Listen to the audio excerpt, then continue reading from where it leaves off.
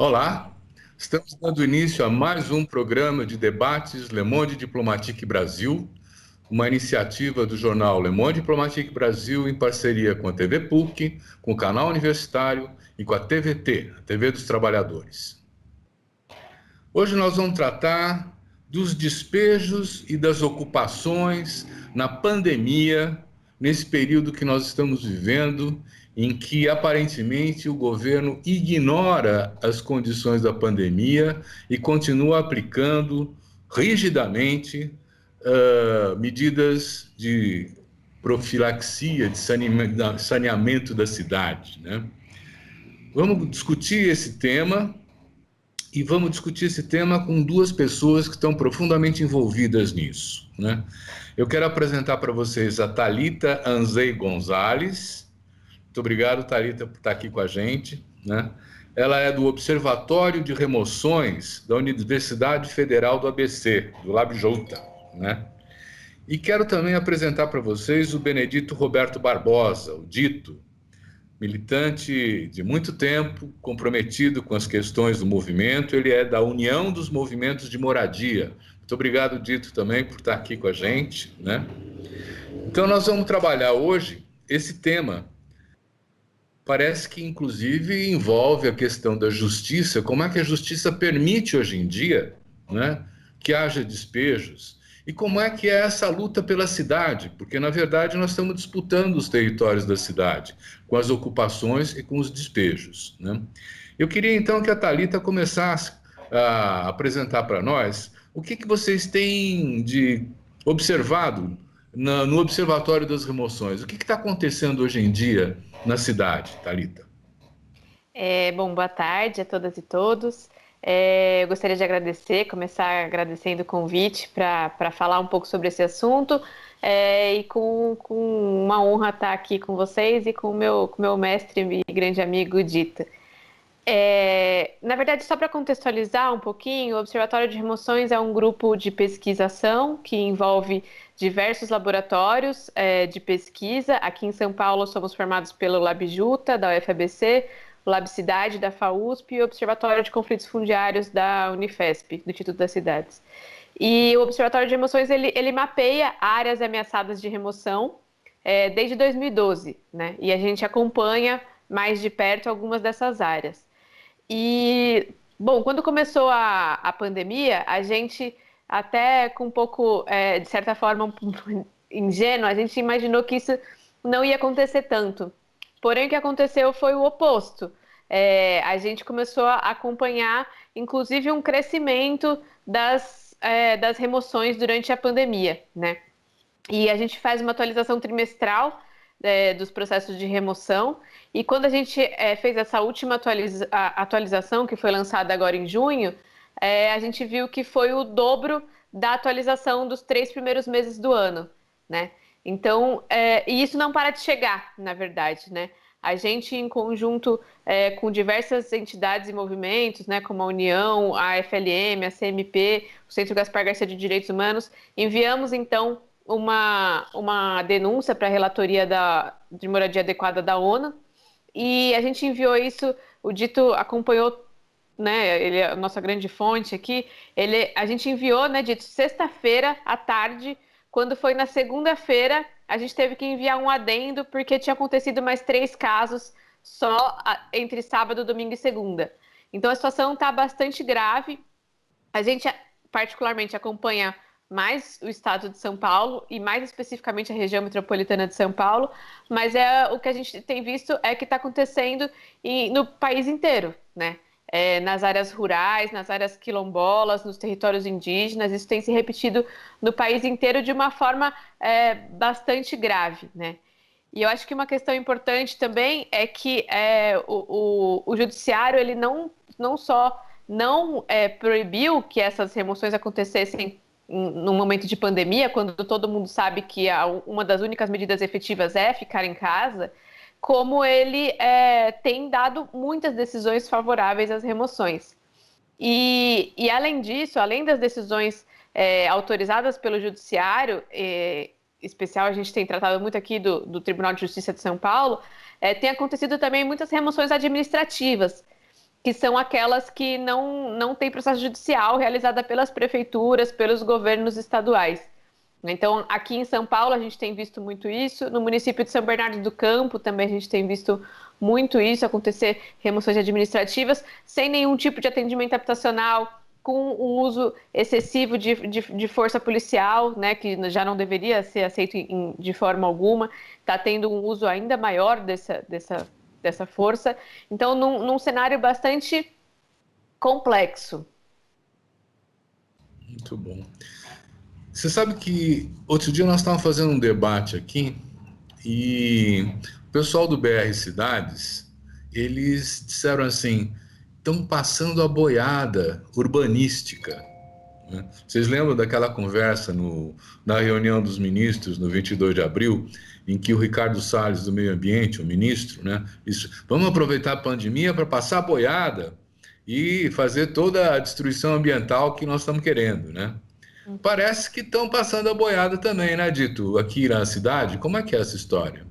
Então, primeiro também agradecer, Silvio, o convite, né, do Le Monde Diplomatique, dessa parceria tão importante, né, que vocês estão fazendo aqui com a TVT, né, e agradecer também por estar aqui nesse espaço com a minha amiga Thalita, né, que trabalhamos junto também lá no laboratório da Universidade Federal do ABC, no LabJuta, né, e também em colaboração aí com o Observatório de Remoções e agora na campanha nacional Despejo Zero, né. A gente pode dizer, Silvio, com toda certeza, né, com toda, né, que o governo Bolsonaro, né, o governo Dória, né, as prefeituras de uma forma geral, né, têm sido os grandes responsáveis, né, pelas remoções, pelos despejos aqui no Brasil nesse momento da pandemia. É fato que esses processos, né, e a responsabilidade desses governos também já é anterior à pandemia, mas ele se agrava nesse momento, dadas as condições, né, da contaminação, a quantidade de mortes que nós temos nesse momento e quais os segmentos que a pandemia tem atingido nesse momento, que são, de fato, as populações mais pobres, né, e onde, né, o setor do latifúndio, de um lado, né, aliado profundamente, né, ao governo federal, nós podemos dizer, mas também há governos estaduais, né. Vamos lembrar, por exemplo, o caso da reintegração de posse lá no Quilombo Campo Grande, em Minas Gerais, no sul de Minas, a covardia do governo Zema, por exemplo, que prometeu, né, a mais de 65 deputados federais, articulados lá pela Comissão de Direitos Humanos, né, do deputado Helder Salomão, coordenada pelo deputado Helder Salomão, e diversos deputados também da Frente Parlamentar, né, da Reforma Urbana, e outros deputados e deputadas lá na Câmara dos Deputados, do próprio Senado, enfim, também, né, no Congresso Nacional, que solicitou, né, a suspensão daquela reintegração de posse, né, há pouco mais de 10 dias, né, 15 dias atrás, e o governo Zema, né, depois de 2 dias lá de resistência, com polícia e tudo mais, disse que tinha suspendido a reintegração de posse num diálogo lá com o Tribunal de Justiça, e no outro dia a reintegração de posse aconteceu, né? Isso aconteceu também aqui na cidade de Diadema, na terça-feira passada, na semana passada, né? Uma outra reintegração, né? Mesma coisa, né? A comunidade, 180 famílias na cidade de Diadema esperava que a reintegração não aconteceria, não, porque estava prometida para segunda-feira, tiveram uma interpretação que estaria suspensa e foram surpreendidos pela reintegração de posse na terça-feira de manhã, né? Então nós estamos vivendo situações extremamente graves, né, em que as populações são enganadas, né, ou pelo setor judiciário, né, porque não tem informações corretas do momento, né, do cumprimento das ordens de reintegração de posse, não tem reunião com a batalhão da polícia, não tem acompanhamento do conselho tutelar, não tem acompanhamento das prefeituras, né, que se omitem nesses momentos do cumprimento ou atuam diretamente, né, no cumprimento das ordens de reintegração de posse, né, como lá na cidade de Ribeirão Preto, né, que é uma cidade, né, Ribeirão Preto tem um dos orçamentos mais ricos do país, né, do ponto de vista da arrecadação e tudo mais, é o centro do latifúndio, né, da concentração, por exemplo, da produção de cana-de-açúcar no país, né, e promove, né, ganhou o título dos movimentos sociais de campeão dos despejos das remoções, porque se alia ao setor imobiliário, né, para fazer remoções. Então é nesse sentido que nós estamos falando da oportunidade, né, que os mais ricos, né, que as elites brasileiras têm aproveitado para ganhar mais dinheiro e aprofundar os processos de ataque, vamos dizer assim, aos direitos das pessoas mais pobres nesse momento, né? Aqui em São Paulo é a mesma coisa, né? Enquanto o Dória, o governador, manda para a Assembleia Legislativa o PL 529, né, que desmonta todas as ações, né, associadas às políticas públicas, né, aqui no estado de São Paulo, por exemplo, com a extinção, por exemplo, da CDHU, né, emplaca, né, uma agenda das parcerias público-privadas para fazer remoções de milhares de famílias no centro da cidade ou, por exemplo, nas parcerias público-privadas, né? Porque eles são aliados, a Prefeitura de São Paulo e o governo do estado nessas ações, né? Porque é a mesma agenda política, são os mesmos parceiros, os mesmos aliados, os mesmos partidos, né? Fazendo ações de reintegração de posse ou promovendo ações de reintegração de posse para emplacar as parcerias público-privadas durante a pandemia. Inclusive, secretários de governo, inclusive, solicitando, né, reintegração de posse, por exemplo, lá na região da Cracolândia, emissão na posse nas desapropriações na região lá do Campos Elíseos, né, na região da chamada Cracolândia, né, em plena pandemia. Então, eles estão encontrando, né, nesse momento, que é um pouco mais difícil os processos de mobilização. A gente tem feito bastante mobilização nesse período, né, ou pelas redes sociais, agora, de alguma forma, garantindo aí o distanciamento social, né, e com responsabilidade ocupado, né, já as ruas, né, semana mesmo teve uma manifestação dos movimentos de moradia, né, há pouco mais de 20 dias atrás também uma manifestação do MTST protestando inclusive contra as remoções e os despejos, ontem a União dos Movimentos de Moradia, dia 10 vamos fazer outra mobilização das favelas contra os despejos, estamos organizando o Grito dos Excluídos, né, e excluídos também, que vai tratar dessa campanha de despejo zero, né, porque o centro do grito esse ano, do Grito dos Excluídos, né, as três palavras principais lá do Papa, né, Francisco, né, nenhum trabalhador sem casa, né, ou sem teto, nenhum trabalhador sem trabalho ou pão, né, e nenhum trabalhador sem terra, né? Então, o nosso centro da agenda da mobilização no Grito dos Excluídos também vai tratar, né, desse direito à terra e o direito à moradia. Então, nós estamos, né, deixa eu entrar fazendo... Fala. No sentido de deixar bem claro, como é que estão se dando essas desocupações, esses despejos? Tem alternativa para o pessoal que está saindo? Está havendo algum tipo de política de realocação, né? Porque em muitos países, quer dizer, o Estado, o governo local, ele tem até moradias disponíveis para quem não tem casa, para que possa temporariamente se instalar lá e até reprogramar a sua vida e poder assumir normalmente as responsabilidades familiares, de inclusive alugar um teto, uma coisa assim. O que está acontecendo nesses despejos hoje? Vocês podem contar para a gente? Quer falar, Thalita, sobre isso? Pode ser, depois a gente vai se complementando. Bom, o que a gente tem visto é que a gente está num momento também de agravamento da situação de emergência habitacional, que já vinha piorando, mas que com a pandemia, com a crise econômica, isso piora muito mais. Então, se por um lado a gente tem esse agravamento da crise habitacional, a gente tem logo em seguida as pessoas ficando desempregadas, a crise econômica, o que significa mais gente precisando de moradia, não conseguindo pagar seu aluguel, e mais gente na rua, mais gente nas ocupações. Isso tem sido muito relatado para a gente, né? Então, por um lado, a gente já tem essa situação extremamente grave.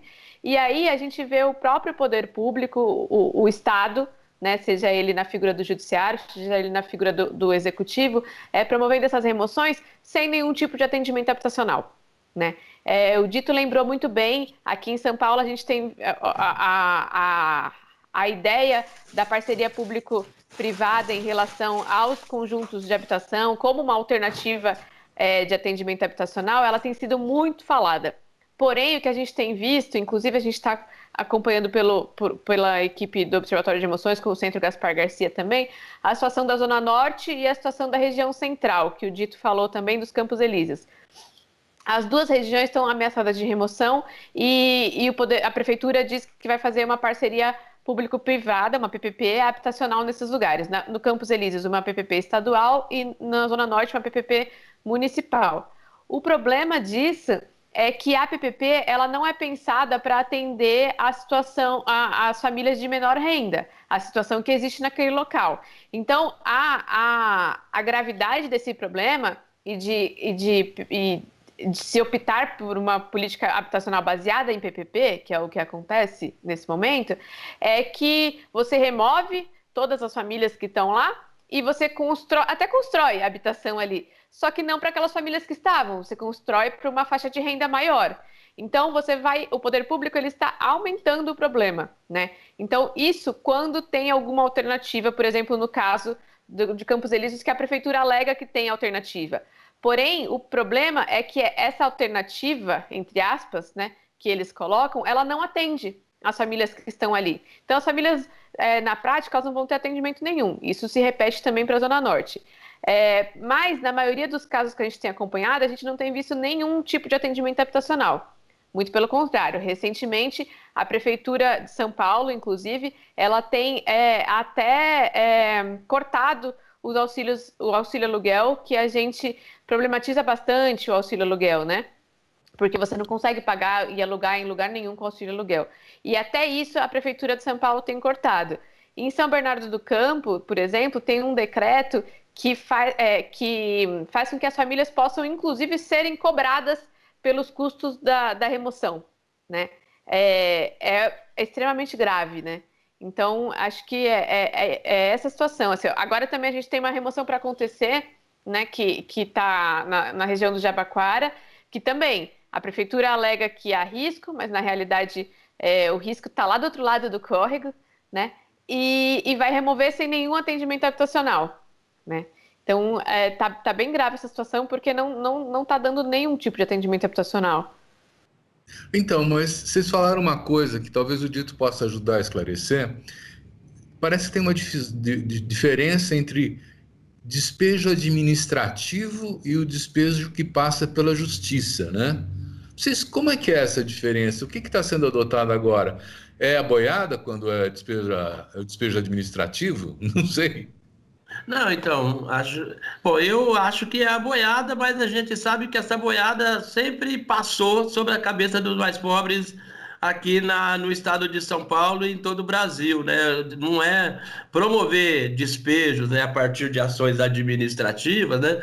A gente viu, por exemplo, muito também em outros períodos aqui no Brasil e nas cidades brasileiras. Ele se aprofunda e se agrava nesse momento e nesse momento também dos desmontes das políticas públicas que a gente vive, né, por parte, por exemplo, do governo Bolsonaro, a extinção de programas sociais, a extinção dos programas Minha Casa Minha Vida, o fim, por exemplo, da proposta que o governo municipal e estadual, por exemplo, está fazendo em relação, né, à CDHU, né, a extinção da Companhia Estadual de Habitação, né, ou no caso da Prefeitura de São Paulo, por exemplo, que hoje você tem um secretário de habitação, amanhã você não sabe qual é o outro secretário de habitação. Então você tem uma verdadeira descontinuidade das políticas públicas, das políticas habitacionais aqui no município de São Paulo ou no próprio estado de São Paulo, né, em que o presidente, por exemplo, né, da CDHU hoje é aliado ao setor imobiliário e o secretário de habitação era diretor do Secov. Então você já imagina os interesses, né, que está em jogo nessa aliança, né, dos governos, né, e aqui em São Paulo do governo Dória, por exemplo, né, do governo Covas, por exemplo, com essa estrutura, né, com essa agenda, né, do setor imobiliário.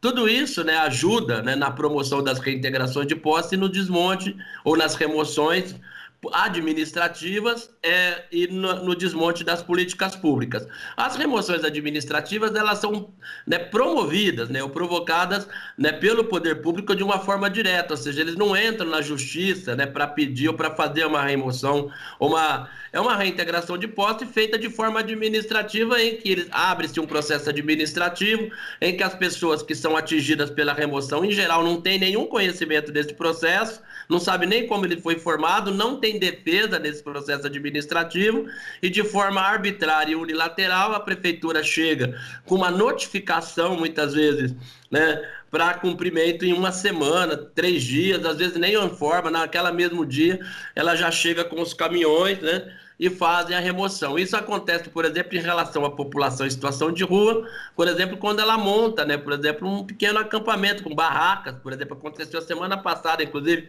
foi fruto de um ato né, veemente na homilia do Padre Júlio nesse final de semana, que vale a pena ser assistido, Júlio Lancelotti, falando dessa situação na Praça Princesa Isabel. A polícia, né, militar e a GCM removeu, né, porque é sempre uma atuação conjunta, polícia militar e GCM, os moradores em situação de rua da Praça Princesa Isabel. É uma remoção administrativa.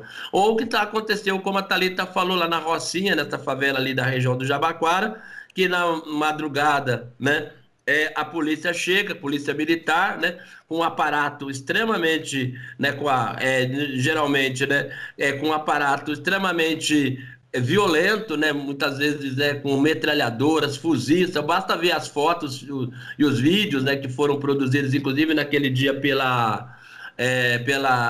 como é que chama? Pelo Brasil de Fato, né? Pelo jornal Brasil de Fato, e que teve grande repercussão, né? E em atuação com a GCM e com agentes municipais que vão para derrubar as casas das pessoas, né? Então as pessoas não são informadas, são pessoas muito humildes que acabaram de ocupar ou estão ocupando, né, nesse momento que não consegue pagar o aluguel, né, porque o Bolsonaro vetou a proposta lá do Congresso Nacional do Senado Federal, PL 14010, né, desse ano, que era para suspender os despejos no período da pandemia. Estou falando da relação locatícia, e agora o veto foi derrubado na semana passada pelo Congresso Nacional novamente, né?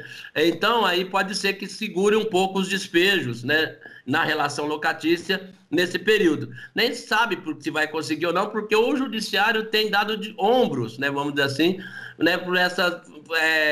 tem lei, tem decisão sobre isso, tem recomendação da ONU, tem uma série que o Brasil também está vinculado, né, vamos dizer assim, como país membro da ONU. A ONU, já no dia 10 de junho, início de maio, ela já tinha dado, né, emitido uma recomendação para parar as remoções dos despejos de forma administrativa e judicial aqui em todos os países membros, né, uma recomendação, inclusive, da UN Habitat, e não foi obedecida. Depois, o relator da ONU, né, o Rajagopal, né, o Balakrishna, ele também emitiu, depois do nosso pedido, depois que o Tribunal de Justiça negou, né, qualquer recomendação, um provimento para que se parasse os despejos e as remoções aqui no estado de São Paulo, e também a Terra de Direitos entrou também com esse pedido de forma conjunta, para mim envolvendo toda aí a questão nacional, né, associada inclusive à questão rural.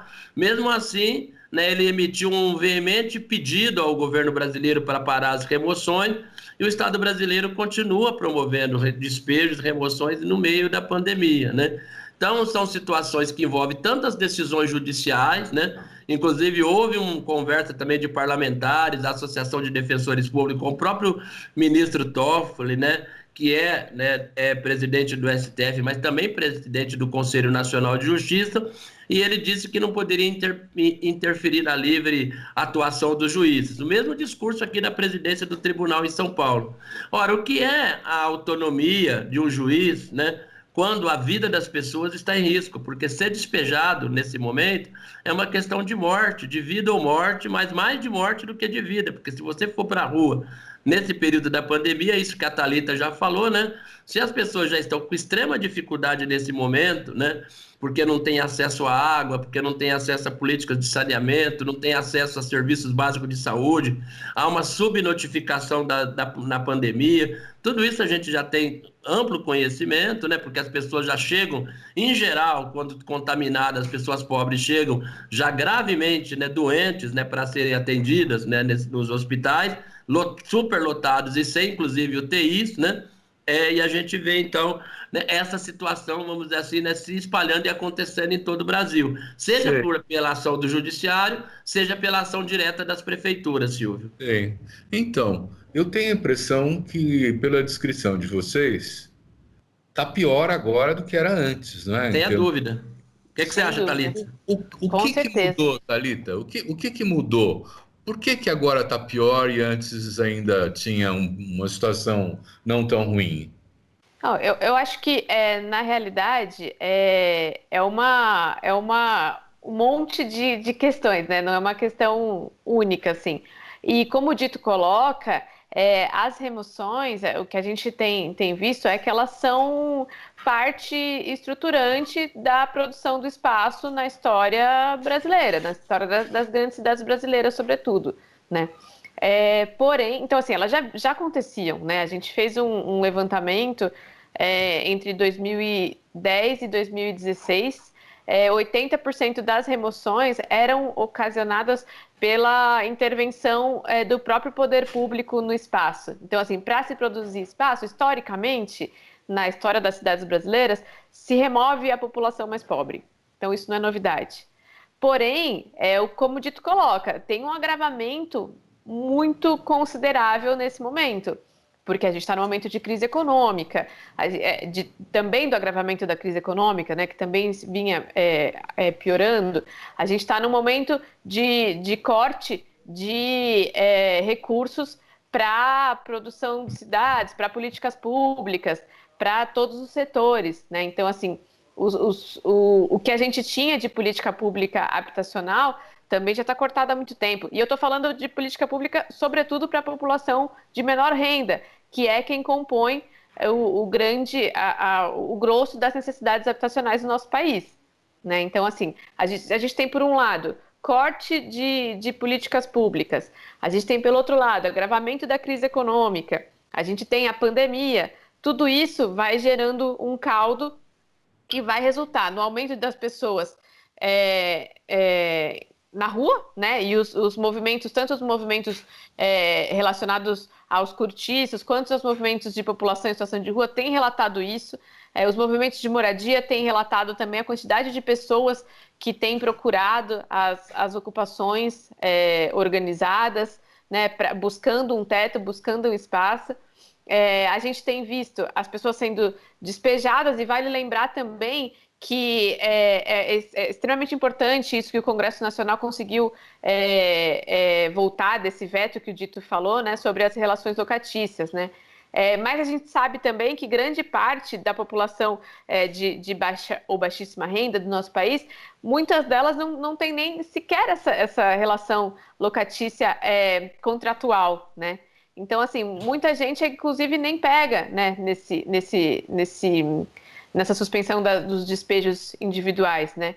Uhum. Então, assim, vai agravando, é um caldo todo que vai resultando nessa situação. E aí a gente viu agora, recentemente, o Dito pode comentar muito melhor que eu, que o governo Bolsonaro lança, né, um novo programa que sequer olha para o grosso, né, da população que forma as necessidades habitacionais, o déficit habitacional, né, o chamado déficit habitacional do nosso país. Então, assim, é uma bola de neve. Vai crescendo, vai crescendo. Então vamos pegar essa dica. Ela tá falando, viu, da medida provisória 996, se salvo engano, né? Que é da tal Casa Verde e Amarela, que eu estou chamando de piada de mau gosto verde e amarela, né? Porque é um PL fake, né? E que, na verdade, né, o Temer já tinha tentado lançar esse programa, né, chamado Cartão Reforma. Então, eles repaginaram o PL do Temer, né, que não deu certo, né? E estão tentando lançar esse programa, né? E mais do que isso... Por que fake? Mentiroso, né? Porque tento passar para a população que vai, de fato, né, ter a mesma abrangência do programa Minha Casa Minha Vida, né? Quando as famílias de baixa renda, que ganham até R$ 1.800, estão completamente fora, né, do atendimento ao programa, porque não tem dinheiro. Não é nem por causa do programa em si, né? Porque até quando fala lá do atendimento até R$ 2.000 e tudo mais, mas na verdade a destinação de recursos é basicamente de 500 milhões que foi da cota do FDS, dos bancos, para poder atender, né, o programa na parte da regularização fundiária, né? E numa parceria com prefeituras, então as associações, né, então o programa Minha Casa Minha Vida Entidade já está extinto, né? E o governo, na próprio lançamento do programa, lá o ministro Marinho, que é o ministro lá do Ministério do Desenvolvimento Regional, disse que não vai fazer nenhum atendimento para baixa renda enquanto não terminar os contratos do Minha Casa Minha Vida, que são mais de 200 mil unidades ainda em construção, segundo ele, né? Nem sabemos se isso é verdade, né? A gente está tentando saber exatamente o quanto de unidade habitacional está em construção no país nesse momento, que não se tem qualquer transparência nas informações, porque, como você sabe, né, Silvio, o governo federal extinguiu todos os processos de participação, você não tem acesso a nenhuma das informações. Tudo que a gente tem buscado de informação ou é através da Procuradoria Federal dos Direitos do Cidadão, a PFDC, agora que é a Procuradoria Regional, porque como é que chama lá, o engavetador geral, né? Ele tirou, né, a nossa Débora Duprá, né, que era a Procuradora Federal dos Direitos do Cidadão. Então, nós estamos com dificuldade, inclusive lá com o Ministério Público, né, e estamos buscando também o apoio da Defensoria Pública para tentar essas informações da DPU, né, e do CNJ, do CNDH, do Conselho Nacional de Direitos Humanos, para tentar ver se a gente consegue obter as informações sobre o andamento das políticas públicas no Brasil, porque nós não temos qualquer informação sobre esses andamentos, né? Então, tudo isso para nós bloqueia, vamos dizer assim, o acesso às informações. O governo também criou vários bloqueios, inclusive na lei de acesso à informação, né? Então, tudo isso tem nos dificultado muito saber o tamanho e a dificuldade que é acessar e viabilizar depois, né, vamos dizer assim, entender o que está acontecendo com o tamanho do Minha Casa Minha Vida, que restou a partir do lançamento, inclusive, do desmonte já em curso, e do lançamento como eu disse para você, do Casa Verde e Amarela, que para nós é uma piada de mau gosto verde e amarela, né? Então nós estamos, inclusive, numa luta lá, agora a medida provisória chegou, nós vamos trabalhar sobre ela para ver o que é possível fazer para tentar salvar o mínimo, né, do mínimo da nossa vida lá em relação a esse tema. A outra questão nacional, Silvio, só para concluir aqui meu raciocínio, né, que nós, né, também estamos numa luta, né, outra frente, se de um lado, né, como disse a Thalita, né, esse é o debate primeiro, foi derrubar o veto para evitar os despejos na questão locatícia. Por outro lado, nós estamos numa batalha, né, muito grande lá no Congresso Nacional também, na Câmara dos Deputados nesse momento, para aprovar, né, o projeto de lei da deputada Natália Bonavides, né, do Partido dos Trabalhadores pelo Rio Grande do Norte, né, o PL 1975 de 2020, que barra as remoções, aí sim, do ponto de vista coletivo, né? Pelo menos no período da pandemia, né? Nós fizemos uma reunião pela Frente Parlamentar da Habitação e de Reforma Urbana e também pela Comissão de Direitos Humanos com o presidente da Câmara, o Rodrigo Maia, para dar celeridade a esse PL que já tem regime de urgência. Mas ele ainda não nomeou o relator, né? Então, para aprovar, por exemplo, né, questões, por exemplo, como a privatização da água é rápido, né, mas para aprovar, para viabilizar PLs dessa natureza, de amplo caráter social, nós temos a maior dificuldade, né, para enfrentar essa agenda lá no Congresso Nacional. Temos os nossos bravos e bravas deputadas, né, da esquerda lá, do PSOL, do PT, PCdoB, vou pegar aqui, né, do campo mais da esquerda, tem feito um trabalho muito intenso para tentar viabilizar algumas questões, né, porque a situação é bastante grave, né? A questão do renda emergencial, agora a questão também da aprovação do Fundeb, por exemplo. Temos tido algumas vitórias, mas vem uma vitória de um lado, depois vem a Casa Verde e Amarela do outro, entendeu? Então nós estamos sempre, né, nessa situação, né? Aprova-se lá o renda emergencial com R$600 lá e toda aquela situação, depois vem a privatização da água. Então nós estamos vivendo nessa situação, nesse momento, frente, né? 10 para trás, né? Isso, dá um para frente e 10 para trás, né? Mas é assim a nossa vida nesse momento. Mantendo o foco na questão da cidade, da moradia, né?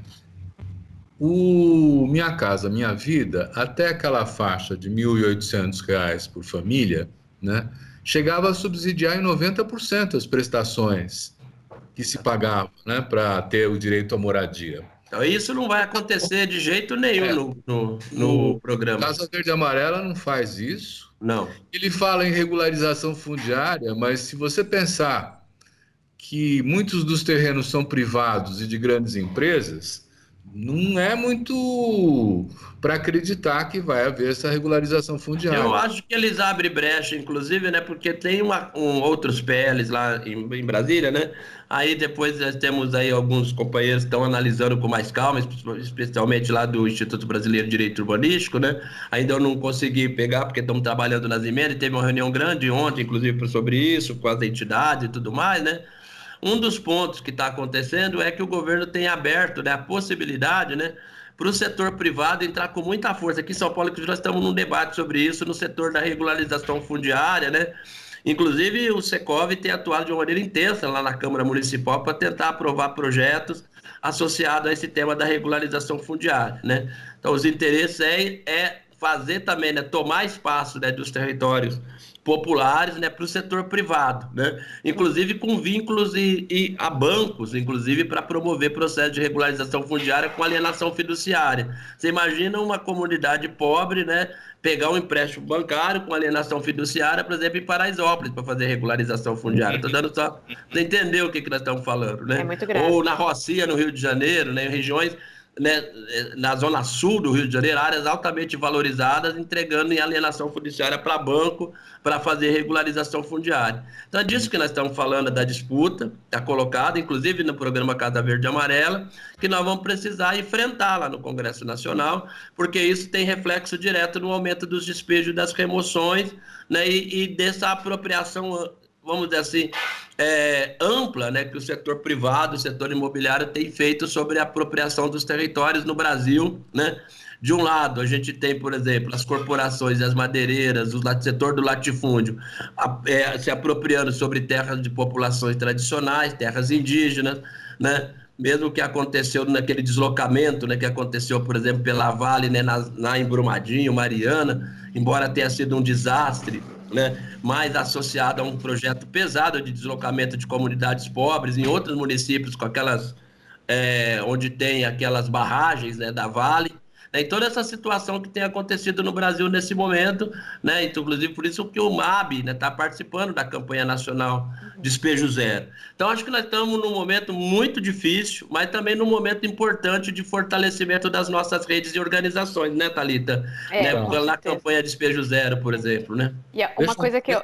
Deixa eu entrar um pouquinho, Thalita, aí você me ajuda esclarecendo também isso. Quer dizer, eu estou entendendo que, mesmo com os esforços que vocês estão fazendo de mobilizar deputados, de atuar no Congresso, está mais truculento, né? O poder público, o judiciário. O que é isso? É uma guerra social em defesa do capital? Como é que vocês veem isso? Thalita. Sem sombra de dúvida. Tá muito duro, tá muito difícil. Qualquer passo que a gente tenta dar é muito difícil. Agora, para você ter uma ideia... A gente está organizado, então o Dito já mencionou aí algumas vezes na campanha nacional Despejo Zero. A gente, agora no próximo dia 4, né, dia 4 de setembro, a gente vai fazer uma conversa, inclusive com o relator da ONU, para relatar um pouco as nossas lutas, né? Então, assim, está ganhando o caldo da resistência, ele tá muito forte, está muito pesado. Justamente porque o que vem do lado de lá está extremamente truculento. A palavra truculento acho que diz muito, assim, porque é sempre baseado nessa lógica da violência, nessa lógica do ódio, nessa lógica da criminalização, né? Então, tá muito difícil. Por outro lado, a gente vê as articulações de resistência se fortalecendo muito, né?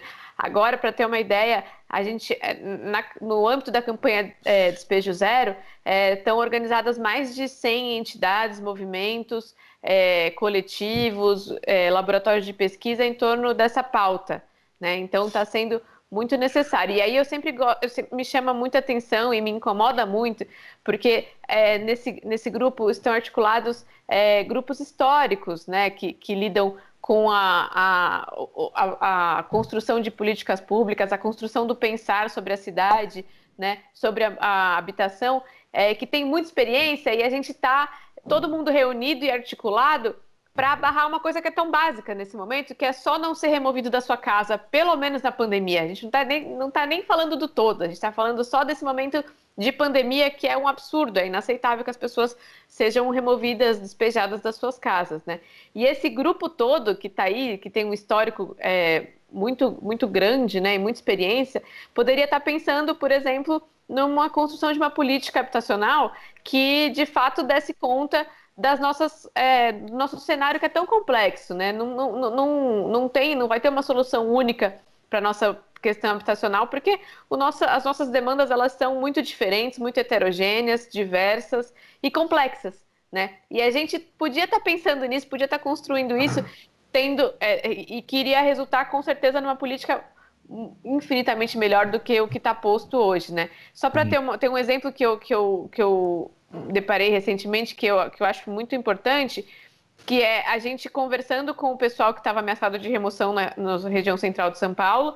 A gente conversou com uma pessoa que tinha sido atendida por uma PPP estadual, né, do governo do estado de São Paulo, e uma pessoa que foi atendida no Minha Casa Minha Vida Entidades, na região central também, né?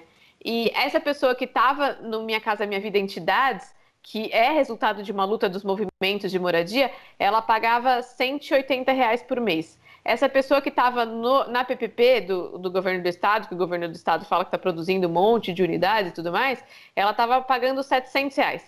Essa pessoa não estava conseguindo mais pagar. Ela estava prestes a sair da sua casa porque ela não conseguia pagar, estava com prestação atrasada. E a pessoa que estava no Minha Casa Minha Vida Entidades, que é bem importante, né, porque ele produz o Entidades, os movimentos, junto com a assessoria técnica, eles produzem com uma localização melhor, uma qualidade melhor, ela ia continuar, porque ela cabia no bolso dela aquilo, né?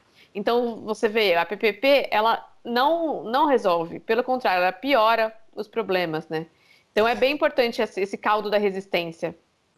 Em geral, está havendo, na verdade, aquilo que foi privatizado está sendo retomado pelos governos municipais em muitos países, né?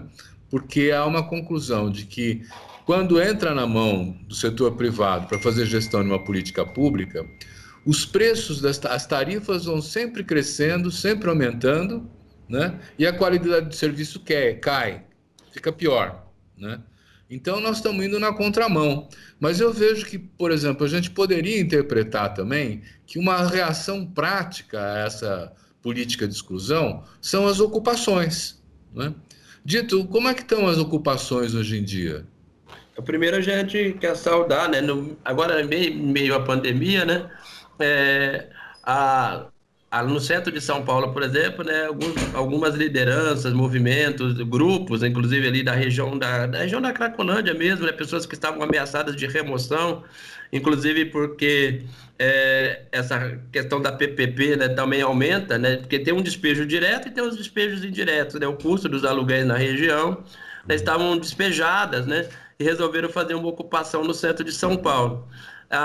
Silvia, eles conseguiram, né, o empreendedor lá imobiliário conseguiu a remoção, né, a decisão judicial em horas, né? Mas foi importante toda uma mobilização, né, dos movimentos sociais, das redes, né? Inclusive, né, o Instituto Polis, outros grupos, né, assinou, né, essa carta, né? Mais de 100 entidades assinaram um documento e também atuando diretamente junto ao judiciário para assegurar essa reintegração de posse. Então, existe sim, né, um processo, de um lado, né, uma agenda, né, uma máquina da violência em curso, né, que mata a nossa juventude nas periferias, né, nesse momento que nos territórios, que, né, confina o nosso povo, né, mas mesmo assim a gente tem feito, né, muitos processos de resistência e de luta, né, nesse momento, mesmo na dificuldade. Nas ocupações a mesma coisa, né, seja nas áreas centrais, seja também as ocupações que surgiram em plena pandemia, né, porque as pessoas sem condições de pagar o aluguel ocupam, né, os territórios, os espaços para tentar, né, sobreviver. Grande parte dessas ocupações, né, é muito importante, são lideradas por mulheres, né? A gente lá no caso do Jardim Julieta, por exemplo, né, o Observatório de Remoções tem acompanhado de perto, o Centro Gaspar Garcia de Direitos Humanos, a Defensoria Pública, né, tem atuado diretamente na defesa, né? E a gente, inclusive, conseguiu agora, depois de uma longa pressão, mobilização popular muito grande, conseguimos suspender por um período, né? Houve um recolhimento do mandado de reintegração, estava prevista para o dia 10 de agosto essa remoção, e a gente conseguiu suspender por um período, né? Mas agora, como a Thalita falou aí, nós estamos com o problema da Rocinha, né? Do despejo da Rocinha, para semana que vem, se nós não conseguirmos suspender. Infelizmente, nós tivemos uma reintegração de posse super violenta aqui na cidade de Diadema. Então, nós temos tido, né, vitórias nesses processos, né, nas ocupações nesse momento, que tem surgido durante a pandemia ou com decreto de reintegração de posse que surgiram no período da pandemia, algumas vitórias e algumas derrotas. Tem setor do judiciário, é bom que se diga aqui, que tem se sensibilizado, né? Então, por exemplo, nós temos tido uma articulação muito importante, né, com alguns setores do Ministério Público e alguns setores também no Ministério Público tem uma ambiguidade. Nós temos situações que o Ministério Público propõe, situações de reintegração de posse, e também temos situações que o Ministério Público atua na linha, né, da nossa atuação, no sentido de ajudar, né, a segurar essa situação, né? Isso vale também para os setores do judiciário, né? O tribunal tem tido uma posição muito dura, mas você tem, por exemplo, a Associação dos Juízes pela Democracia, né? A AJD, que tem, né, também a articulação aí do Ministério Público Democrático, né? Até eu brinco com esse nome, que todo Ministério Público deveria ser democrático, né? Mas parece que não é assim, tanto é que tem um movimento do Ministério Público Democrático, né? Então, é para atuar, né, na defesa, né, de famílias e, inclusive, ajudar, né, nesse momento a segurar, por exemplo, tem uma resolução agora, por exemplo, lá na Fazenda Pública, em São Paulo, aqui na cidade de São Paulo, pelo menos, para assegurar no âmbito da Fazenda Pública situações de reintegração, pedir o recolhimento de mandados. Foi fruto de uma mobilização já desse conjunto enorme de organizações e articulados também com setores, né, importantes aí no judiciário, né, e tudo mais, para ajudar, né, nessa questão. Então, nós temos situações, né, importantes de termos tido vitórias nesse momento. Mas, e as ocupações têm resistido, porque, claro, essa é uma ação combinada, né? Se você protocola, por exemplo, o Centro Gaspar Garcia de Direitos Humanos, protocola um pedido de suspensão de uma reintegração de posse, a Defensoria Pública também. Mas quando isso é feito em rede, de forma articulada, né, com as denúncias, por exemplo, a visibilidade hoje que tem o Observatório de Remoções, com seus pesquisadores, né, ajuda, né, na divulgação dessas notícias, a gente ocupa os espaços da mídia, né, que a gente chamada mídia alternativa, né, por exemplo, que nem mais tão alternativa assim, né? Eu estava ontem na TVT, eu vendo um vídeo no YouTube da TVT, fui olhar lá quantas pessoas filiadas, 500 mil pessoas já, né, no YouTube da TVT, né? Então já ganhou, né, um amplo espaço, né, na sociedade, né? E a gente tem que ocupar esses espaços para passar a nossa mensagem de resistência e ganhar mais aliados nesse processo para tentar evitar essa agenda de violência que você colocou, já nos pediu para comentar, nesse momento mais associado aos processos de remoção e despejo que está acontecendo nesse período da pandemia, né? A gente pode dizer que vocês estão recebendo uma solidariedade maior de outras entidades, de outros movimentos, do que antes da pandemia? Dá para falar isso? Eu acho que sim. Bom, Thalita, quer falar sobre isso? Mas eu acredito que sim, né? Acho que a campanha Despejo Zero demonstrou isso, né? E a gente acertou, eu acho, né? E eu queria aqui acreditar isso, né? Porque foi a Thalita, eu tenho um orgulho enorme, né, dessa juventude, viu, Silvia? Porque muito bom que a gente tem, né? Ela que me ligou, mandou uma mensagem, falou, precisamos fazer alguma coisa, né? E marcou uma reunião para discutirmos a situação e falou, precisamos chamar, porque não é mais o Observatório de Remoções, não é mais a São Paulo, mas é o Brasil, dito, presta atenção. Eu falei, olha só, Thalita, né? Quando eu acordei, ela já estava convocando a reunião, né? Então... Eu tive um ótimo professor, tenho grandes professores, professoras muito importantes. E a adesão à campanha foi muito além do esperado, né? Assim, da campanha de Despejo Zero, a Thalita, né, que nos convocou, né, para essa questão a partir lá do Observatório de Remoções, né, para construir essa agenda e essa articulação nacional. E uma adesão muito maior, né, de setores, né? Acho que os movimentos populares urbanos nunca estiveram tão juntos nesse momento, e trazer o movimento do campo, o MAB, né, o MST, né, setores, né, das centrais sindicais, da Frente Povo Sem Medo, Frente Brasil Popular, né, o MTST. Então, um conjunto de entidades, né, a Central de Movimentos Populares, a União Nacional por Moradia Popular, a CONAN, então tem o Movimento Luta Popular, MLB, então nós temos um conjunto amplo de movimento no espectro, que é uma grande unidade no movimento social nesse momento para resistir aos despejos, porque não é só os despejos, né, é enfrentar essa agenda do capital imobiliário e do latifúndio, né, então de forma conjunta, né, dos movimentos sociais, né, incidindo também, né, não só atuando de forma conjunta, mas incidindo na Câmara, incidindo internacionalmente com essa agenda, né, enfrentando, né, articulando com as defensorias públicas, né, temos feito reuniões com defensores públicos de todo o Brasil, né, com setores do judiciário, setor do Ministério Público, setor das universidades, os setores né, observatório de metrópole, de todo o Brasil, então entidades importantes, né, que atuam no campo da pesquisa. Então nós conseguimos articular uma grande rede de atores para enfrentar esse momento, que vai muito além da simples luta específica do movimento de moradia, né, ou de uma atuação mais localizada do Observatório de Remoções, né? Então a gente está num processo de ampliação dessas lutas. Deixa eu encaixar uma pergunta aí, já que tem essa articulação toda, né? Vocês vão atuar nas eleições municipais? Então, tem um setor que está nos convocando, nos provocando, né? Que, especialmente o BR Cidades, né? Tem feito uma série de ensaios, pelo menos, mais concretos, né? Para que a gente possa incidir no processo municipal. Mas na Observatório de Remoções, e a Thalita pode depois falar isso melhor, né? Já nas eleições passadas, né, nós pedimos, né, encaminhamos para todos os candidatos e candidatas uma carta compromisso para que eles pudessem, né, assumir um compromisso direto, né, para serem defensores das comunidades atingidas por processo de remoções, né, e atuar nas câmaras municipais, no caso naquele momento, né, nas assembleias legislativas, né?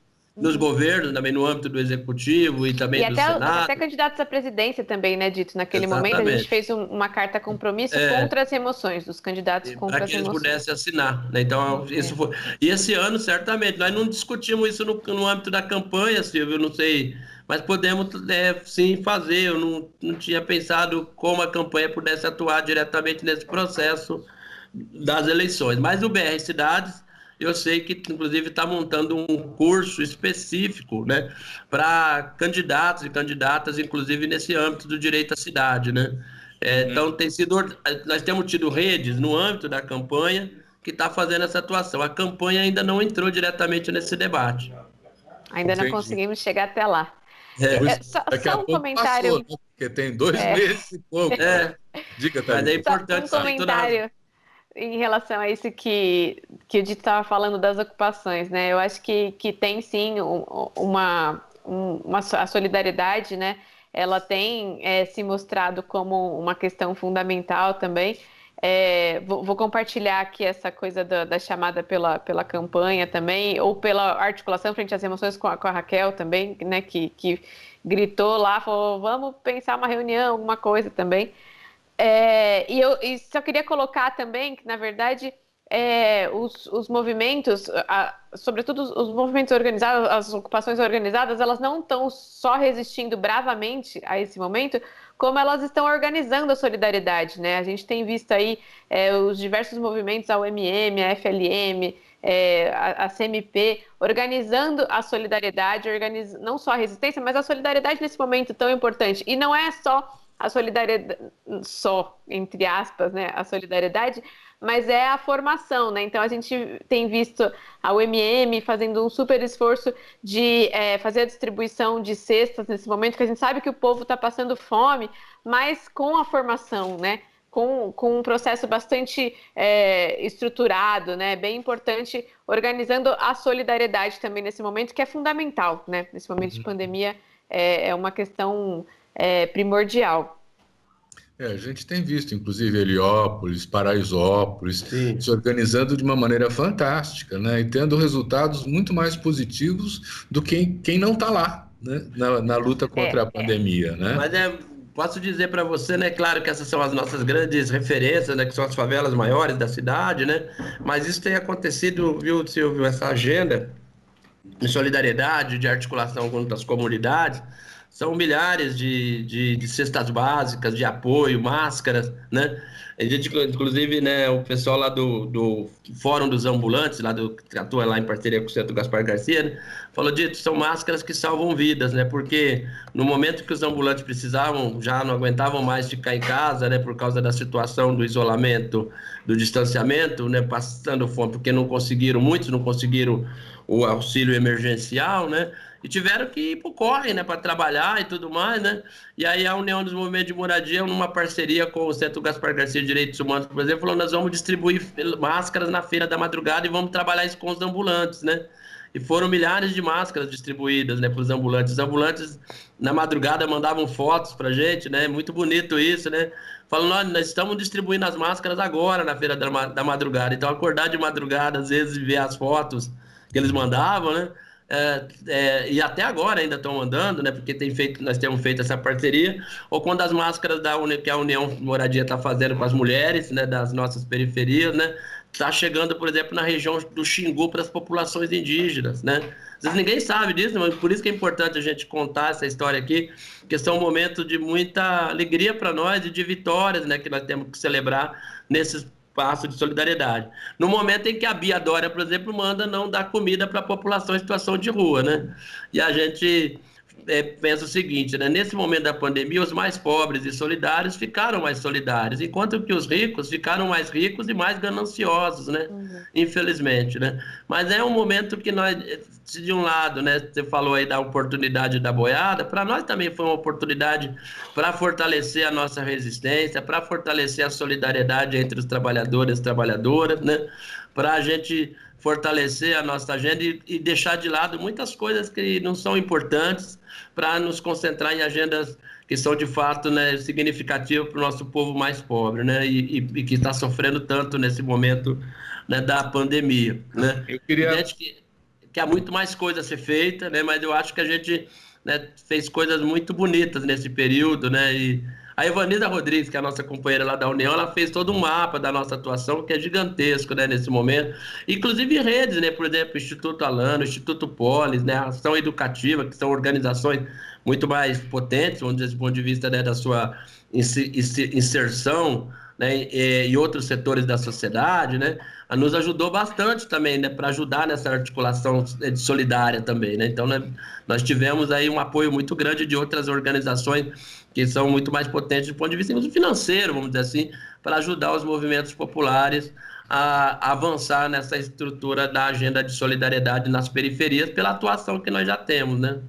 Olha, a produção está me dizendo que nós estamos chegando ao fim do programa. Já passou uma hora, o papo foi rápido, estava bom. Eu queria pedir a vocês, cada um de vocês, que digam suas palavras assim de despedida em 1 minuto, por favor. Thalita. Bom, eu vou agradecer mais uma vez esse espaço, essa conversa tão boa. E vou aproveitar também para pedir que a gente... Uma das questões das remoções é que elas são invisíveis, historicamente e sistematicamente invisibilizadas na realidade.